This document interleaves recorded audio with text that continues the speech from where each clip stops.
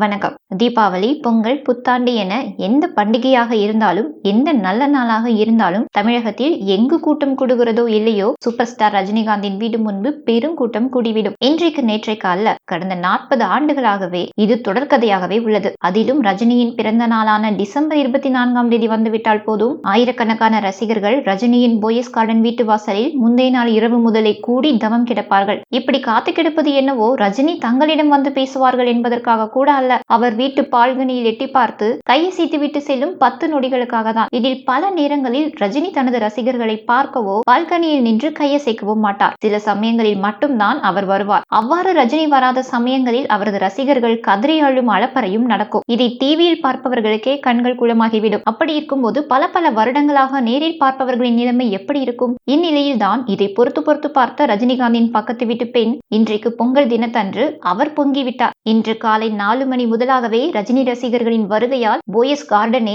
அலோல கலோலப்பட்டது. அப்போதிருந்து அவர்கள் போட்ட சத்தத்தால் ரஜினிகாந்தின் பக்கத்து வீட்டு பெண் ஒரு கட்டத்தில் பொறுமை இழந்து, ஏங்க இப்படி காலமா எங்களை தொந்தரவு பண்ணிட்டு இருக்கீங்க? ஒரு பண்டிகை நல்ல நாள் வந்துட்டா போதும், எங்களை நிம்மதியா இருக்க விடுறதே இல்ல. ஊர்ல இருந்து கூட்டமா கிளம்பி இங்க வந்து தலைவான்னு விடிய கத்த வேண்டியது. நாங்க நிம்மதியா இருக்க வேண்டாமா? நாங்களும் தான் எல்லா டாக்ஸும் கட்டுறோம். கொஞ்சம் கூட தூங்க விடுறது இல்ல, சாமி கும்பிட விடுறது இல்ல. சுத்த நான்சென்ஸா இருக்கு. போங்க, அவர் வீட்டுக்குள்ள போய் கத்துங்க. எதுக்கு எங்களை தொந்தரவு பண்றீங்க என கொந்தளித்து ஒரே போடாக போட்டதோடு போர்க்கொடியும் தூக்கி இருக்கிறார். இதை கொஞ்சமும் எதிர்பார்க்காத ரஜினி ரசிகர்கள் சப்த நாடியும் அடங்கி போய்விட்டனர். அவரை எப்படியாவது சமாதானப்படுத்தலாம் என்று ரஜினி பாதுகாவலர்கள் முயன்றும் அவர்களையும் அலற விட்டிருக்கிறார் அந்த பெண்மணி. தற்போது இந்த வீடியோ தான் சமூக வலைதளங்களில் தீயாக பரவி வருகிறது. இதனை அடுத்து தனது ட்விட்டரில் அந்த வீடியோவை ஷேர் செய்துள்ள ப்ளூ சட்டை மாறன் ரஜினியை விமர்சித்து, ரசிகர்களை தனது கல்யாண மண்டபத்தினுள் அல்லது வேறு ஏதேனும் தனிப்பட்ட இடத்தில் சந்திக்காமல் இப்படி சுற்றியுள்ள வீட்டாரை தொந்தரவு செய்வது ரஜினிக்கு சரியா என கேள்வி எழுப்பியுள்ளார். மேலும் பலர்